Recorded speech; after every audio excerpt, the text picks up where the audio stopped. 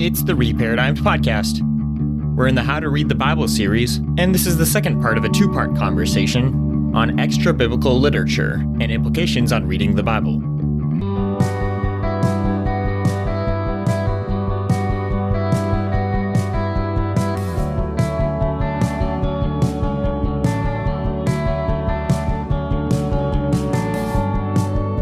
So, Matt, why don't you give us a case study how reading or being familiar with extra-biblical literature outside the Bible, ancient Near Eastern literature, can be helpful for understanding some biblical theology that is found within the Bible.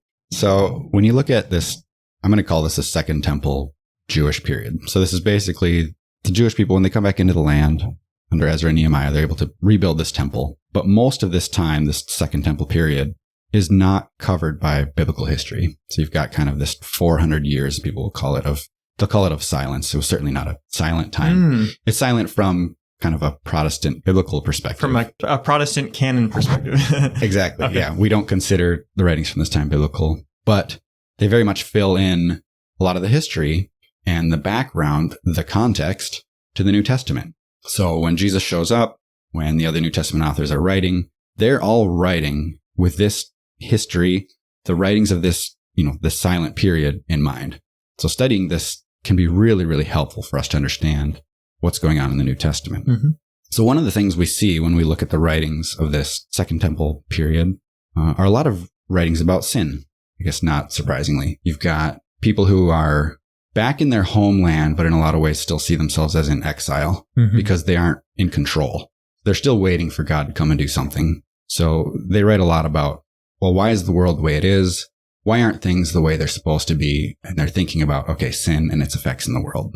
One of the stories that they focus on and look a lot at is a story that's based in Genesis 6. So I'm going to read Genesis 6, 1 through 6 here, and then talk about kind of the Second Temple Jewish understanding of this story. Yeah. So Genesis 6. When human beings began to increase in number on the earth, and daughters were born to them, the sons of God saw that the daughters of humans were beautiful, and they married any of them they chose. Then the Lord said, "My spirit will not contend with humans forever, for they are mortal. Their days will be 120 years. The Nephilim were on the earth in those days, and also afterward.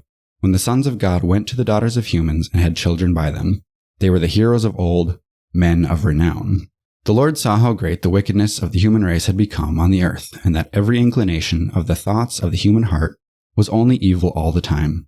The Lord regretted that he had made human beings on the earth, and his heart was deeply troubled.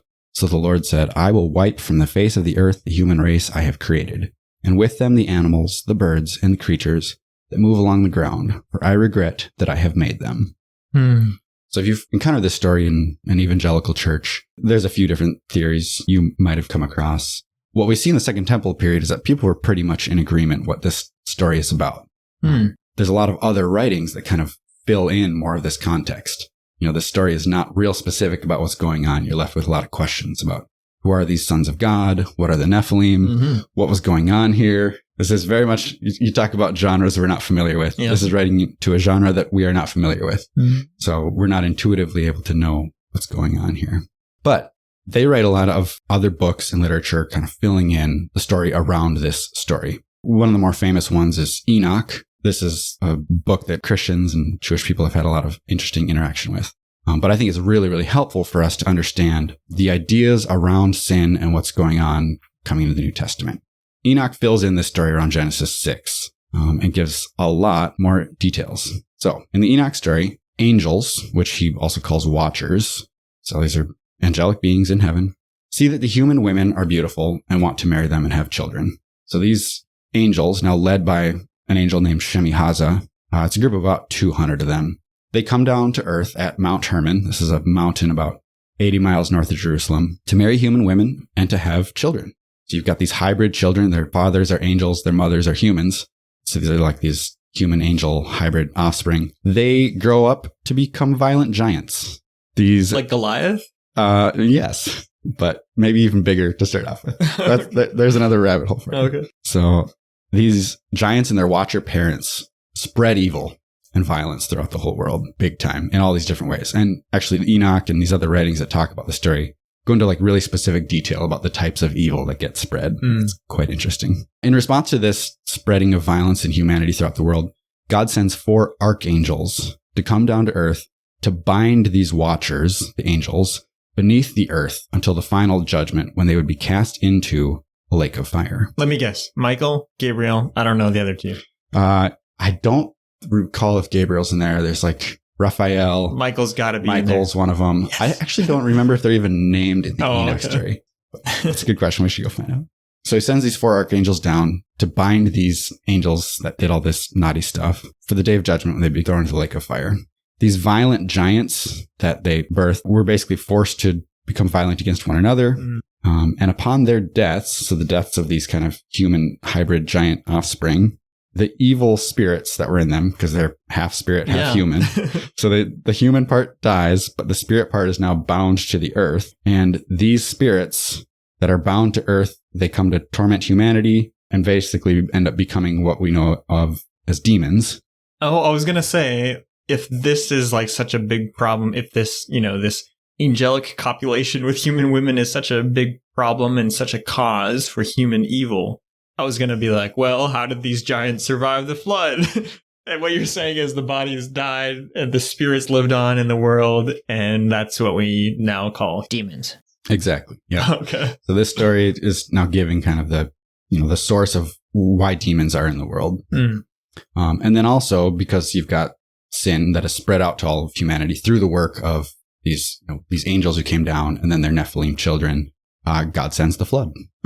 So when we think about sin and where sin comes from, we talk about Adam and Eve. Yeah. Like that to us is kind of the whole story. For sure. I think within Jewish thinking in this Second Temple period leading up to Jesus, the story is more like, if sin is spilled milk, Adam and Eve are the ones who tipped over the first cup of milk. Okay. And then the watchers came in, they dumped the gallon out all over the floor and then spread it all around the house. So when they look at the world around them and they go, why is there so much sin in the world?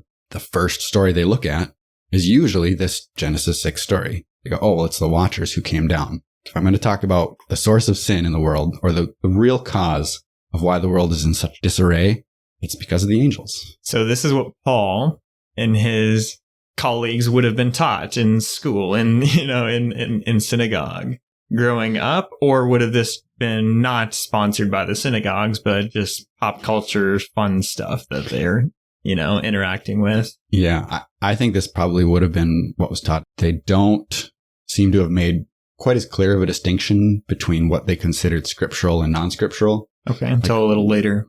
Yeah, quite a bit later. Growing up in the church today, we say, what is the Bible? And we hold up a Bible, we've got a very clean line around it. Yep. I don't think they, even within what we consider the Bible, they didn't have quite that, kind of binary. Okay. They had the writings that were important to them, the writings that helped teach them about God. But I don't think they glued them together and called it the Bible as cleanly as we did today. Sure. They probably held up the Torah, or the Pentateuch, let's just say, the first 5 books of the Bible in highest regard, I would assume. Yep. And then all the rest in maybe a hierarchical view. Yep. You're probably reading some of the Second Temple literature that is not now found within our Protestant canon, but they were just as familiar with that as, say, some canonical stuff like Daniel and other things that we do find within the canon now. Yep, exactly. Okay. I guess several of them talk about this Watcher event, this angelic sex with women event that is a primary cause for all the evil that's in the world. Exactly. Okay. Yeah. Wild. Okay. Why does that matter? Yeah, that's a good question. So my first answer is big picture. When Jesus shows up in the Gospels, we've been going through Matthew right now. And one of the things we consistently see is that Jesus is interacting with demonic forces. He's casting them out. He's demonstrating that he has authority over these demons. And if you'd only read the Old Testament up to this point, you're kind of left not knowing what's going on here. It's kind of strange. This is sort of a new strand of the story that you don't see showing up throughout the Old Testament. Oh, that's actually a great point. Is there any really demonic possession going on or casting out of demons going on in the Old Testament?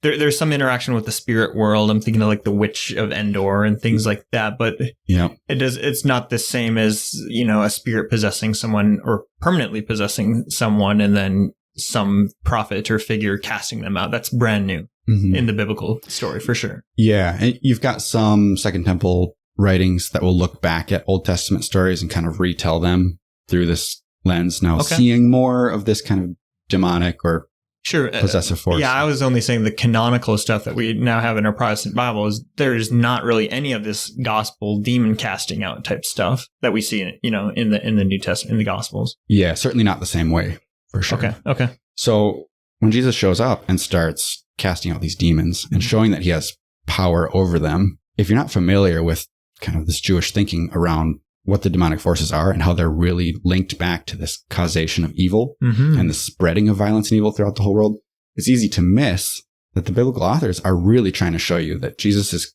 prying at the very heart and the root of evil in the world. I've never read these accounts in that way. Yeah. So you see, like in the same breath, you'll see Jesus is healing and he's casting out demons. And he's forgiving sin. Wow. Yeah, you're right. Yeah. We tend to think of all of these as like really distinct categories, and we're left trying to like, okay, I need a demonology that explains something. Sure. I need like some understanding of health and sickness and how this ties in, and then a separate category for sin. I think for the Jewish readers, this is all linked together. This is the sin and violence that came from, or at least largely from, these angels who came down and left these demons. This is why we have death, disease, and overall this just problem of sin in the world. This spilled milk world that's rotting and stinking. Okay, nothing bothers me. Just ask like my family. Nothing bothers me more than the smell of old milk on carpet or fabric. Yep. It is the worst smell on the planet to me. So now I'm just envisioning the entire flat earth, snow globe planet soaked in old milk that's been sitting there for like a couple thousand of years or whatever, however long since these watchers came down and did this. So I'm just thinking the whole planet just stinking and having a residue of this. And what you're saying is that Jesus is stepping onto the scene, and the gospel writers are intentionally being like, yeah, he is confronting this stench, this residue from these demons that have been left on earth and continue to corrupt it and pollute it and destroy people's lives. Exactly. Yeah. Wow. Jesus is coming to deal with sin at its very root. He's going to come take care of it. So you see this cosmic, this just big time work of Jesus through this lens, where I think without the Second Temple writings and appreciation of what the demonic forces represent and where they're from, it's really easy to miss. This is a good example of where we could have some understanding of what's going on, just maybe not a full understanding of what's going on without being familiar with this literature that's outside the Bible. So I'm pretty unfamiliar with the intertestamental literature. I'm pretty unfamiliar with this whole motif that you've been describing. But when I read the Gospels, I still get a sense of like Jesus is a authoritative figure that has authority over all things seen and unseen. I get that idea. And so I can kind of understand a lot of what the biblical text is doing and what it's trying to teach me. But it's certainly not a full understanding. And having this story in the background fleshes out even more, I guess, that sense of Jesus's authority and also his mission to heal the world. I didn't see his casting out of demons as anything but a power play, and obviously compassion on the people that are affected, for sure, but I saw that more of an authority claim or a power play. And it is certainly that, but you're saying it's more than that, and it's got more cosmic significance, and it's fulfilling the end of this story that's been told by the Jews for a very long time at that point. Yep, for sure.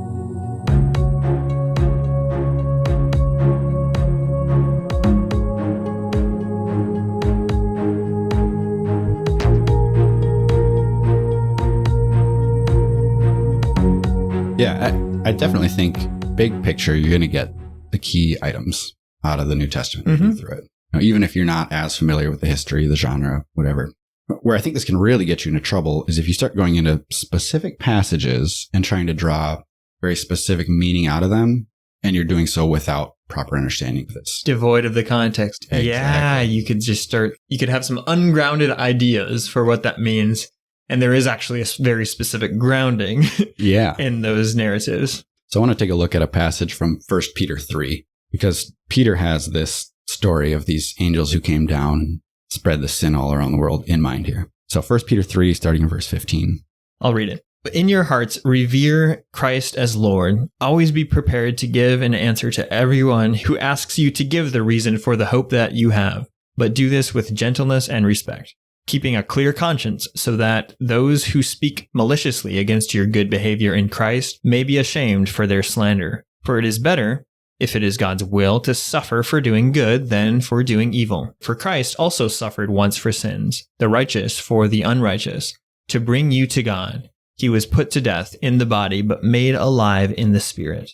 After being made alive, he went and made proclamation to the imprisoned spirits, to those who were disobedient long ago when God waited patiently in the days of Noah while the ark was being built. In it, only a few people, 8 in all, were saved through water. And this water symbolizes baptism that now saves you also. Not the removal of dirt from the body, but the pledge of a clear conscience before God. It saves you by the resurrection of Jesus Christ, who has gone into heaven and is at God's right hand, with angels, authorities, and powers in submission to him. Cool. We see reference to this story a couple times in Peter. One other spot in 2 Peter 2, verse 4, he says, "For if God did not spare angels when they sinned, but sent them to hell," hell's probably not a good translation there, that's Tartarus, "putting them in chains of darkness to be held for judgment, if he did not spare the ancient world when he brought the flood on its ungodly people, but protected Noah, a preacher of righteousness, and 7 others." So I think with the understanding of this story that Peter's got in mind, this passage becomes fairly simple, actually, pretty straightforward. And the points he's making, I think, become really helpful and are encouraging. Like, the passage should inspire us to go out and to suffer well, if needed, and to live in a way that's really honoring to God and in line with Jesus. With my lack of understanding of the Second Temple literature that speaks of this Watcher's story, I would never use the approach that Peter has used here. Yep. If I wanted to encourage followers of Jesus to suffer well and to trust in God. Yeah. Honestly, a lot of what he's saying here, I have a vague sense of what's going on, but it's just the weirdest way to make his point. Yep. However, with having some background knowledge of what you just informed me of, this narrative, this story that was very familiar to the Jews of this time, now I'm like, okay, that makes sense what he's doing. Yep. I like that. Okay, cool. That's some solid admonition. Yeah, for sure. So I think that verse 19 is kind of where you either are tracking along with Peter or you start going, wait, what are you talking about?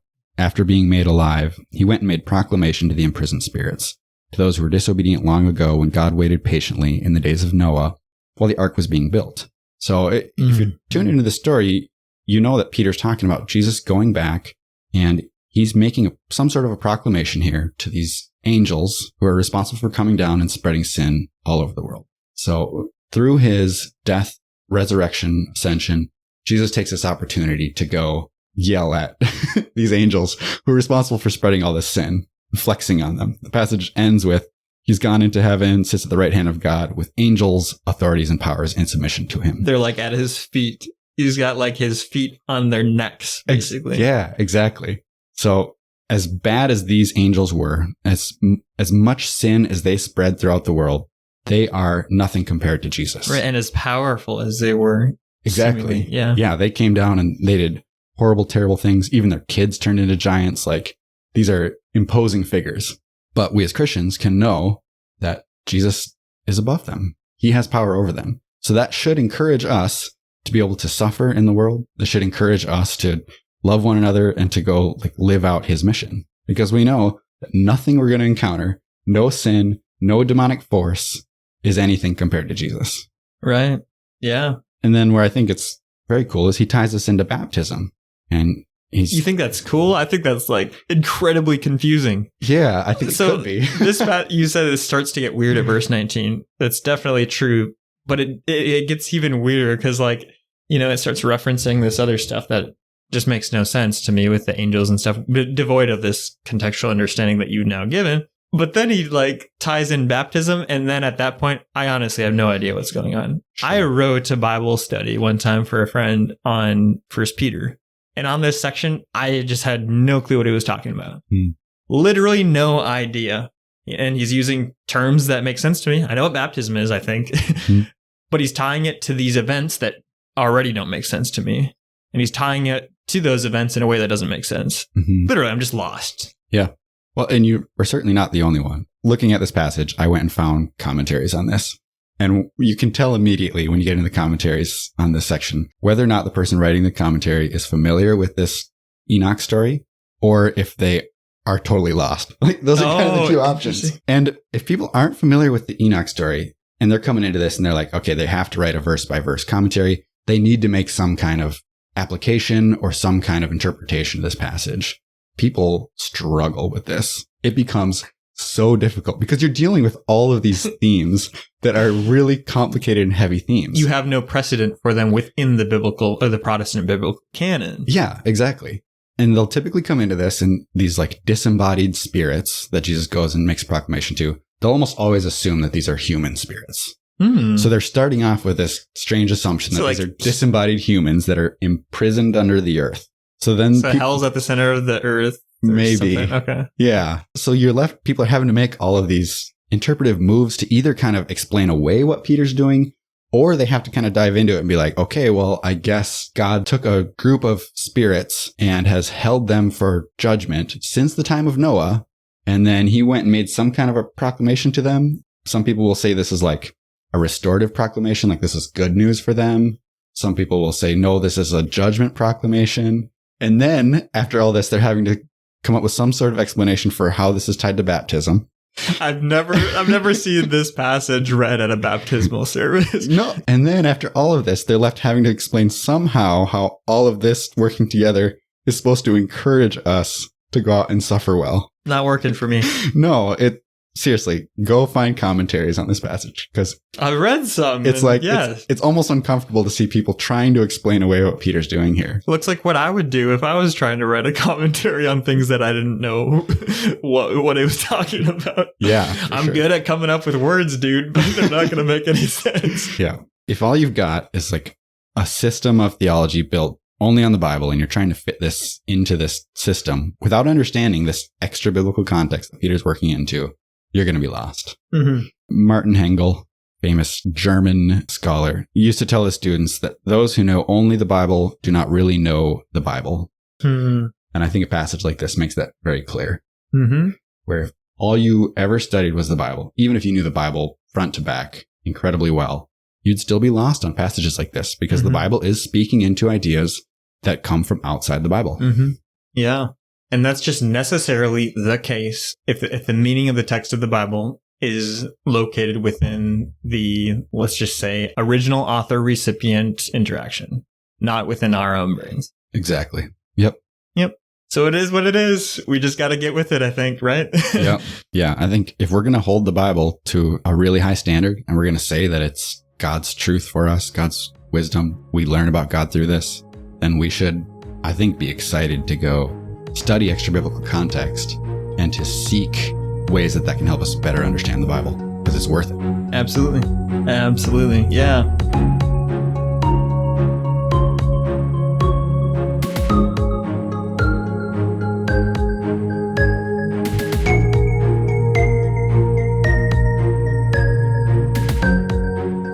Yeah. So just to wrap up this whole talk about the value in extra biblical resources, extra biblical literature, being familiar with them.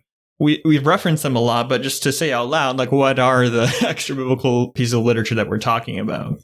So not to get too specific, we could just categorize them as, first, any Jewish literature that is contemporaneous with or prior to the biblical writings. Yep. So in large part, we're talking about intertestamental literature. Stuff that's found within the Catholic Apocrypha would be a good start. Texts that are found at Qumran and more recent discoveries. All of that's only helpful for illuminating the theology of various Jewish groups or mainline groups within the time of the New Testament in particular. Yeah. We're crazy blessed to live post the Dead Sea Scrolls discovery. There's so much good stuff there. Yes, we need to have a whole discussion about this. Because we are better positioned to understand the history and culture of the time of Jesus than at any time before since the time of Jesus. Yeah. Obviously, shortly thereafter, people are still familiar with the times and the place.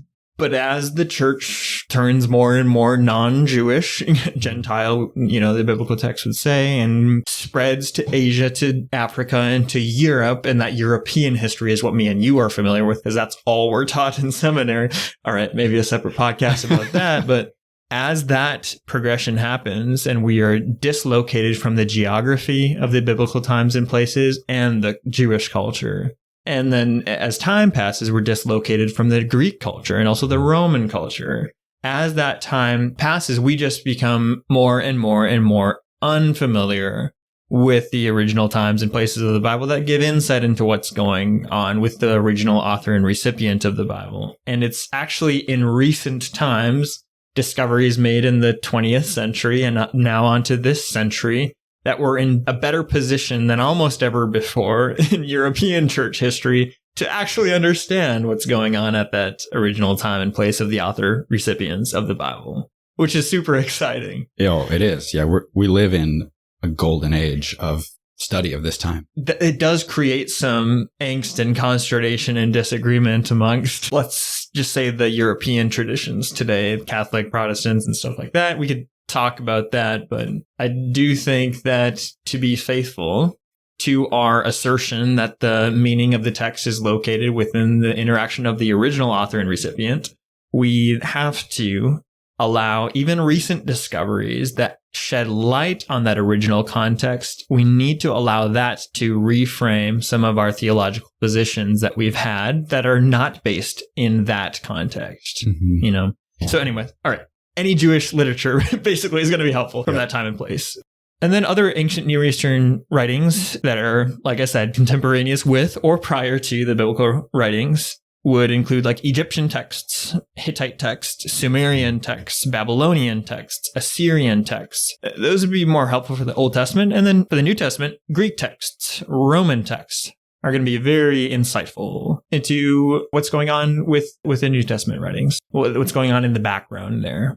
And then I think I just mentioned this. In a different type of way, we've discussed this quite a bit before. How helpful is church history to illuminating that original context of the author and recipient of the Bible?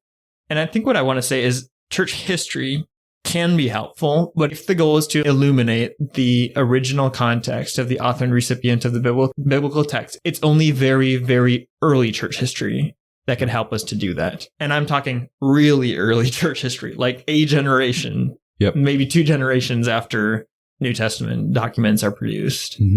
After that, I'm not saying what comes after that is unhelpful, but what comes after that is unhelpful for illuminating the original context, especially as you move geographically away from the cultures. Writings by people in Italy and Europe, those are not going to be that helpful in gaining insight into Second Temple Judaism in Israel, Palestine, Exactly. Yeah.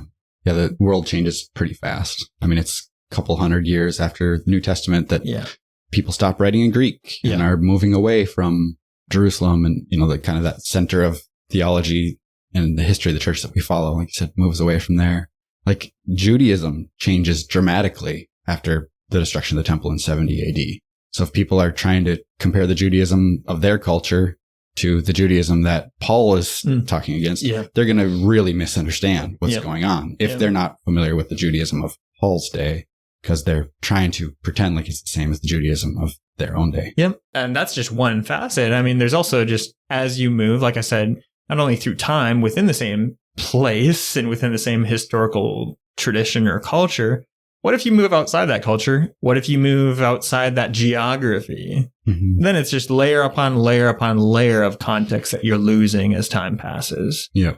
Yeah, as English speakers in a very modern Western country living 2,000 years later, like we recognize we are extremely removed. Clueless. Exactly. Yeah. What was the John Walton quote? We can't trust our instinct in reading the Bible. Absolutely not. Yeah. So I guess, can I just say one more thing here? Say it. Fortunately, you don't have to go out and learn to read the Egyptian, Hittite, Sumerian, Babylonian, Assyrian, Greek, and Roman text by yourself. Like, we live in a golden age of scholarship, which means there are a lot of really, really smart people who spend their lives studying this huge breadth of literature and context and creating really, really helpful writings where they will boil this down and lots of times even condense this into like, here are the parts of these histories and contexts that are most helpful for illuminating the Bible. Mm-hmm. So there is a ton of really good sources out there designed specifically to help Christians better understand the context of their Bible. And these resources are incredibly valuable. Yep. And I think what me and you would also add on to that is the biblical scholars, the books and the podcasts and the teachings that we listen to should be by people who are interacting with the scholarship that has illuminated these background texts. Exactly. And they themselves might not be the expert, but if you're a scholar, you know how to properly cite and how to do your research.